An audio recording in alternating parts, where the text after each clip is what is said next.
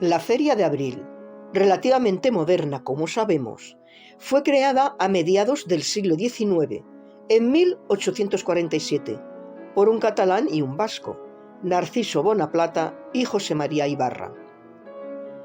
Surge como mercado de ganado, pero enseguida se une lo lúdico a lo mercantil. Tanto es así que a partir de 1850 se establece legalmente la separación entre la feria de ganado y la feria puramente festiva. Ciudad efímera de lonas y encajes, le llamó el poeta Lafón. La ciudad de 3 días, le decía la Vox Populi. Aunque en realidad, efímera, solo llegó a ser su portada, que cada año, tras la feria, es deshecha y se vuelve a construir una nueva, diferente, para la próxima feria. Pero eso tiene su historia.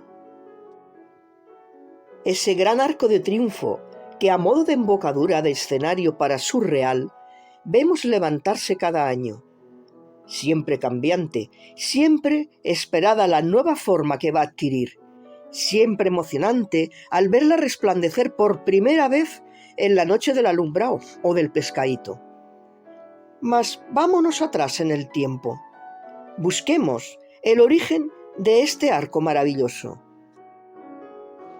Pues sí, de una arquitectura perenne y fuerte parte todo, la llamada Puerta Nueva o Puerta de San Fernando, la última que se construyó en la muralla de Sevilla y que saliendo por la calle de San Fernando nos abocaba a los terrenos del Prado, en donde desde sus orígenes y durante 125 años montó sus reales nuestra Feria de Abril, hasta que esta puerta fue derribada en 1869, era la entrada natural a la feria.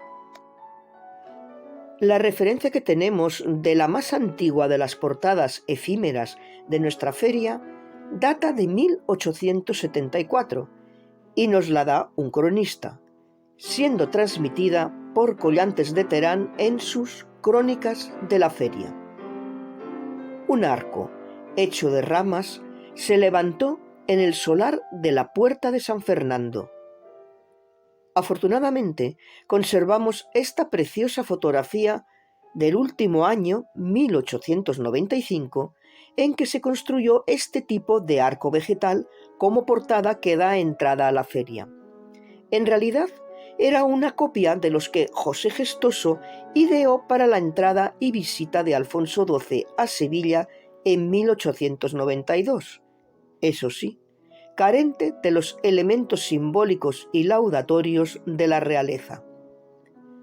Vemos que se trata de una estructura lineal, de postes y 2 arcos superpuestos, que se realizaría en madera revestida de ornamentación vegetal, colgando guirnaldas también vegetales y 4 remates a modo de pebeteros con el mismo tipo de decoración.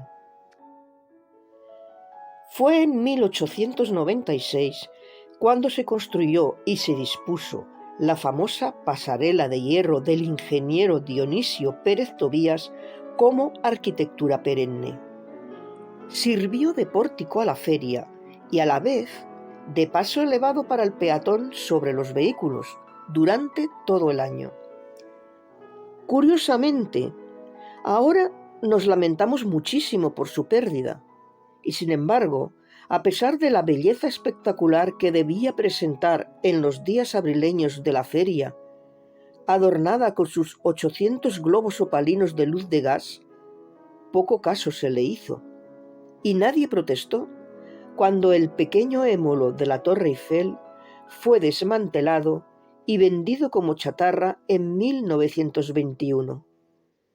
En consecuencia, la feria vuelve a quedar sin su pórtico de entrada y se siente la necesidad, de nuevo, a recurrir a la arquitectura efímera.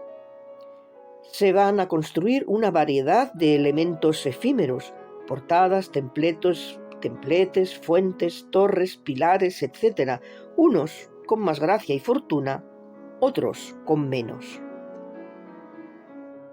es en 1927 cuando se construye la que se suele considerar, olvidando los arcos vegetales, como primera portada.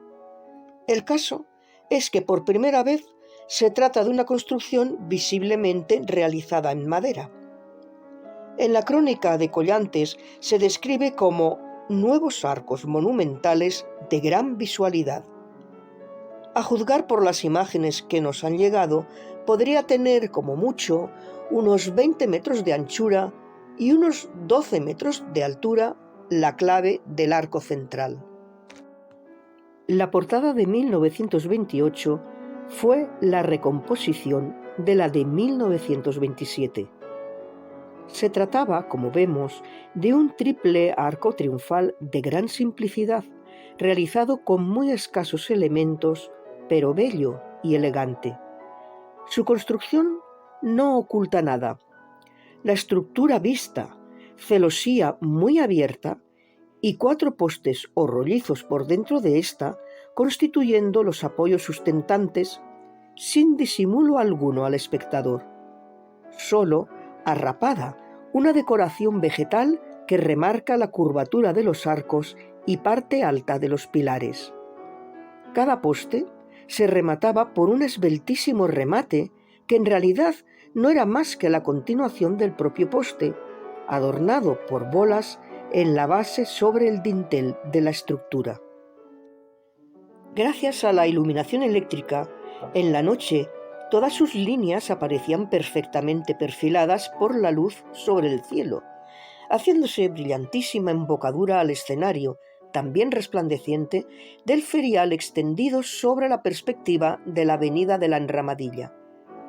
Alternando con las riostras de los pilares y de las dovelas de los arcos, se situaban florones de globos de luz.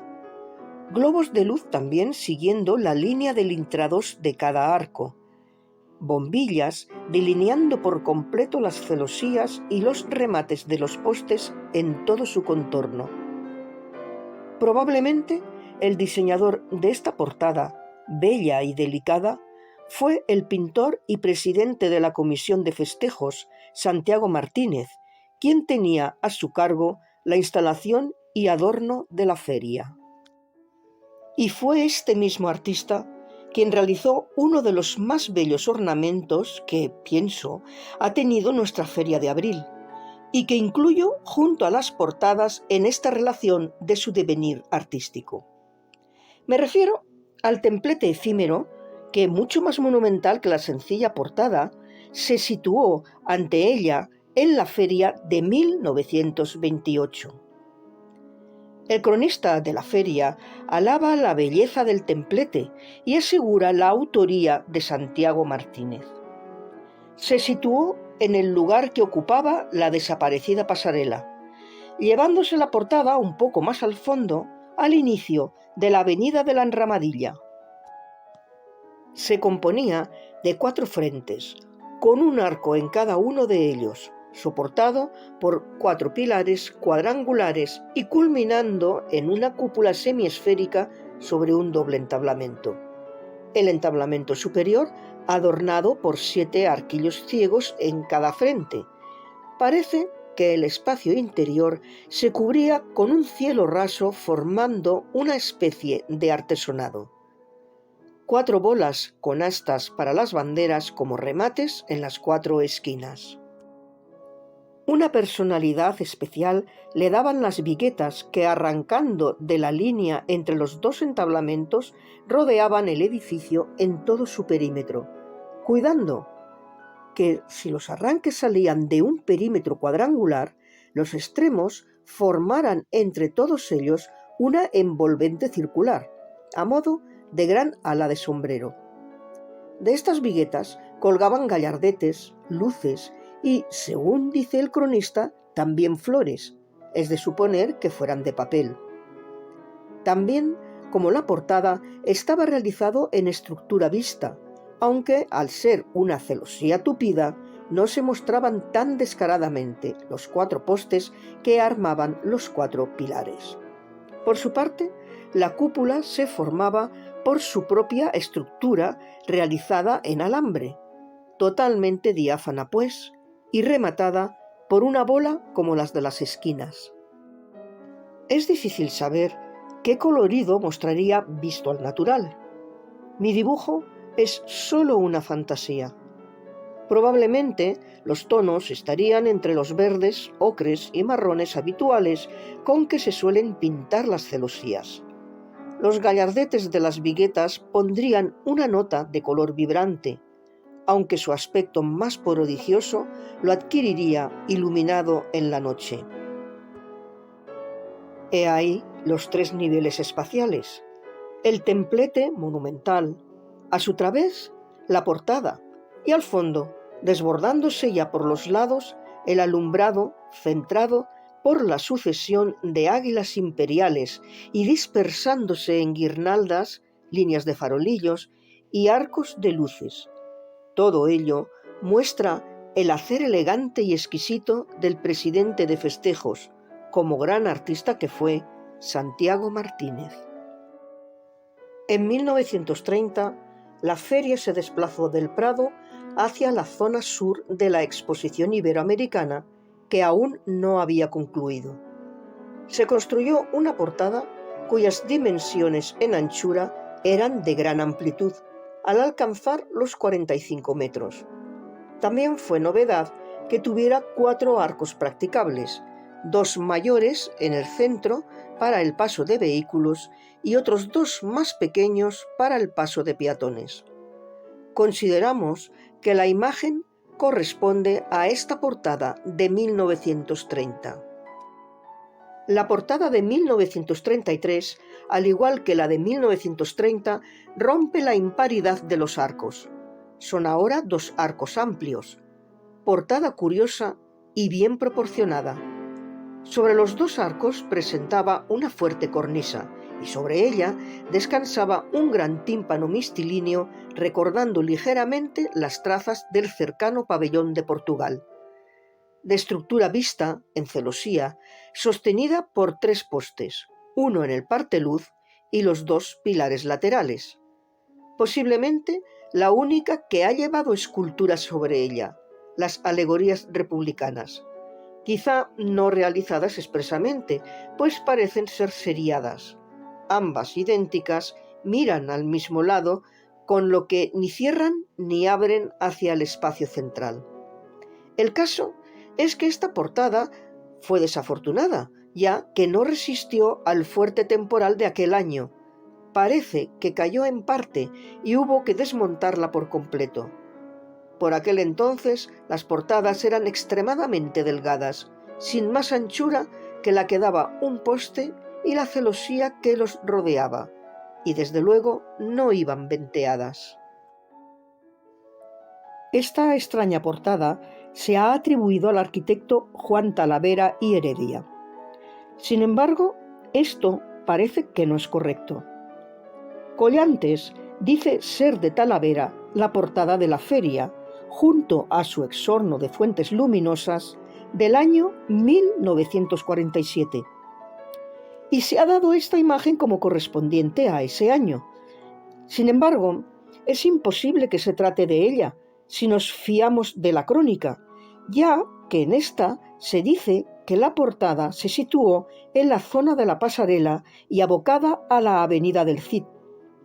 Podemos, en cambio, ver en la imagen, por la situación del pabellón de Portugal, que está situada en la misma avenida del Cid y abocada a la actual calle del infante Carlos de Borbón. Esto, pues, nos hizo sospechar que no se trataba de la portada de Talavera de 1947. Y al final pude corroborar esta sospecha al ver un vídeo de la Filmoteca Nacional. Vídeo al que pertenece esta imagen y las 2 siguientes. A la izquierda podemos ver la Torre de los Toreros, que se colocó en 1948. Y a continuación, una pequeña portada secundaria a la que continúa la portada atribuida a Talavera, abocada hacia la calle a que hace esquina el pabellón de Portugal. Se trata de una portada ligerísima, prácticamente de una sucesión de mamparas de celosía tupida entre pilares con postes por alma. 7 entradas, repartidas en 3 secciones. Una sección central, como arco de triunfo, curioso arco trilobulado, que se eleva sobre los laterales. Y las 2 secciones laterales en composición serliana de arco entre dinteles. Los pilares se adornan mediante jarrones en medio relieve muy estilizados, de los que se elevan, siguiendo el pilar, elementos en relieve que parecen ser una especie de panoplias difíciles de definir por la falta de calidad de la fotografía. Remates de jarras de azucenas, recordando las de la Giralda, y balaustres. Una composición, diríamos, peregrina, que responde a ese cúmulo de indecisiones sobre cómo hacer una portada para nuestra feria de abril, y que se venía arrastrando desde la desaparición de la pasarela de hierro en 1921. En el año 1949, el ayuntamiento toma la decisión de resolver el tema de la portada. Se decide que se haga todos los años y se coloque en la glorieta de Juan de Austria, a continuación de la Fuente de las 4 Estaciones y en dirección a la Avenida del Cid. Además, la portada debía concebirse con carácter monumental, en el sentido de que tendría que abarcar aproximadamente la anchura de la avenida. Según la crónica, se instaló una gran portada a todo lo ancho de la Avenida del Cid, con 2 huecos amplios de acceso, flanqueada por 2 fuentes altas a cada lado. Tenemos aquí la imagen de una estructura que parece responder a la descripción de la portada de 1950, según la crónica. Una compleja composición doble constituida por 2 portadas de forma apiramidada que daban acceso a las 2 calles principales de casetas, hallándose en el centro la caseta municipal, flanqueada por 2 fuentes luminosas, cerrando todo el frente entre ambas portadas una serie de arcos. Parece referirse, en cuanto a las 2 calles principales de casetas, a las avenidas del Cid y de la Enramadilla. En las portadas que vamos a ver seguidamente, de los años 1951, 52 y 53, casi iguales, comienza levemente a asomar un concepto que llegará a ser de la mayor importancia. Hasta entonces no se había definido referencia a ninguna tradición sevillana, ni siquiera andaluza. Aparece ahora en la arquitectura de las portadas de los años 50 una referencia de origen campero, la blancura de la cal, un ligero guiño a las tejas, la silueta mixtilínea de curvas y rectas delineadas por delgada moldura, incluso un leve toque de espadaña en la culminación central, con sabor a barroco popularizado en la arquitectura de haciendas o cortijos. Estilo en que aún se recuerdan como fragmentos las antiguas celosías que eran motivo decorativo y estructural en las portadas anteriores. Verde, blanco y ocre, sin apenas más colorido, será la entonación distintiva de este primer estilo en las portadas ya de estructura oculta, en busca, poco a poco, de la tradición y de la monumentalidad. A partir de 1954 se inicia una larga temporada de 35 años en que el delineante del Ayuntamiento Federico Ortiz Álvarez se hace cargo del diseño de la portada y otros adornos de la feria. Puede que ya desde 1951 lo estuviera haciendo. Se puede observar cómo, además de la portada principal, en alguna de estas primeras portadas de esta serie se situaban flancos con arcos y entradas más pequeñas sobre las aceras para dar paso bajo la portada a los peatones, lo cual aumentaba considerablemente la anchura oficial de la portada. De momento sigue la línea cortijera, hasta 1958, para después, a partir de 1959, ir adoptando algunas líneas barrocas, mezclando elementos de uno y otro estilo, evocando así tanto las haciendas camperas como el frontispicio de una fuente barroca o un patio andaluz, como las portadas de 1962 y 63, incluyendo en su centro una gran cancela. La portada de 1963, bella, de suave línea barroca, fue la de mi primera feria.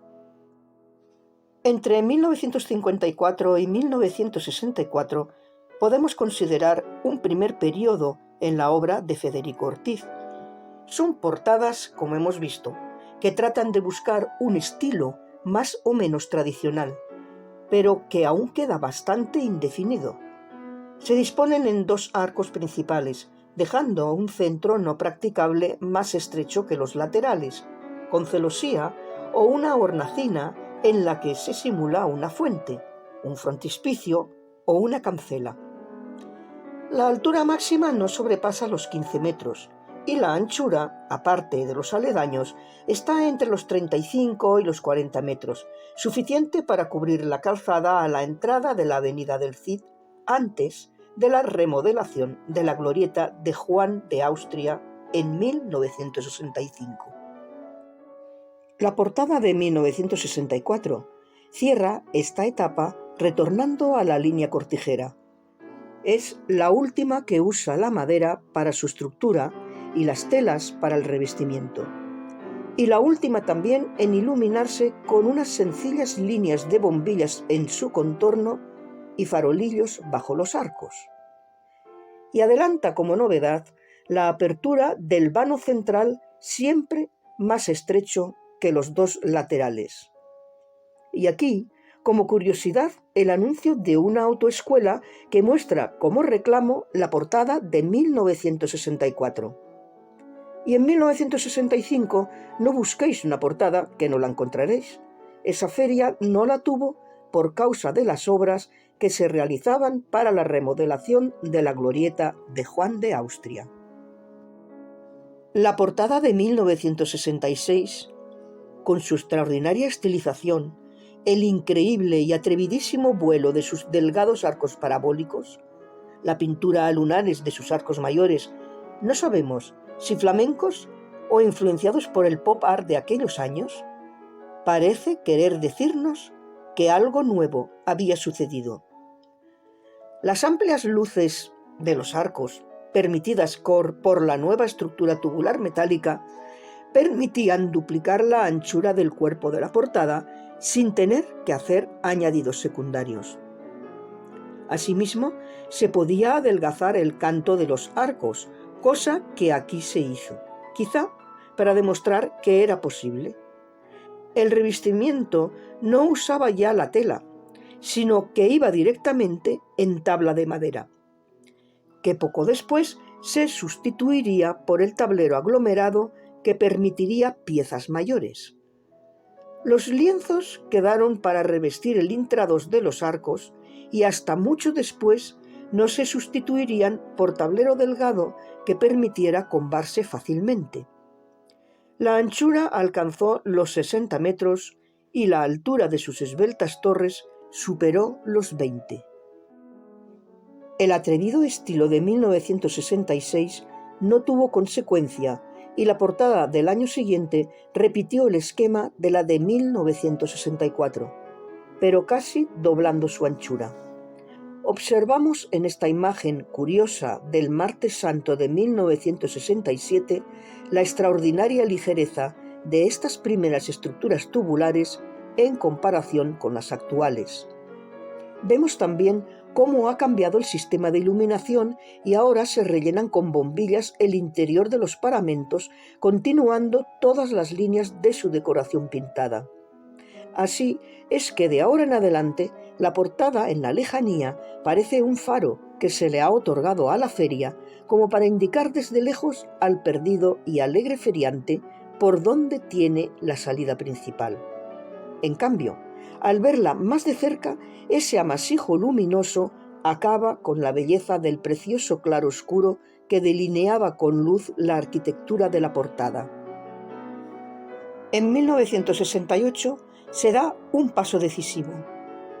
Al diseñador o al ayuntamiento se le ocurre que la portada tome como base algún edificio característico de Sevilla.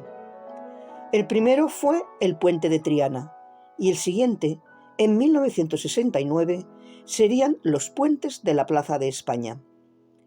En 1970 se haría un homenaje a la ya por entonces recordada pasarela. Tiene su lógica que en un principio se trate de puentes o de alguna estructura similar, siendo la portada un arco de grandes dimensiones y en el caso de la Feria del Prado de proporciones bastante apaisadas. En 1971 se vuelve al tema de los puentes de la Plaza de España, siguiendo la composición obligada, pero monumentalizando en altura el frontispicio central, dándole apariencia de una hermosa torre de 30 metros, cosa no vista hasta el momento. Siendo entonces don Jesús García Díaz teniente de alcalde, se ha comentado que su inventiva escenográfica, bien probada en la cabalgata de los Reyes Magos, tuviera algo que ver en este bello diseño que parece querer preludiar los que vendrán posteriormente de gran plasticidad arquitectónica. Esta portada alcanzó los 75 metros de anchura. Es esta la última portada de la Feria del Prado, y quizá por ello, como canto de cisne, se le da la mayor monumentalidad que hasta el momento han tenido las portadas en su historia. Alcanza su máxima anchura, la cual se acercó a los 80 metros, y 32 metros la altura de sus torres, que podían ya considerarse como tales y no los pilares altos de las portadas anteriores. Y como novedad, que a lo largo de muchos años estará presente alternando con otras ideas, los poderosos arcos ligeramente apuntados, polilobulados y trasdosados, de un cierto gusto mudéjar y exótico. El central incluso de aire precolombino, en su decoración geométrica. Las torres se decoran con labor de sepca, recordando a la Giralda y torres mudéjares, y los rechonchos pilares son de vocación bizantina. En esta portada, con una extraña mezcla de motivos, se abandona la imitación directa de algún edificio, pero pone las bases de lo que años adelante será la imitación de edificios alejados del sistema de los puentes. La dificultad compositiva era la grandeza que deben tener los vanos de una portada. En un próximo vídeo hablaré de las sucesivas portadas que a partir de 1973 se han situado ante el Real de la Nueva Feria en el barrio de Los Remedios.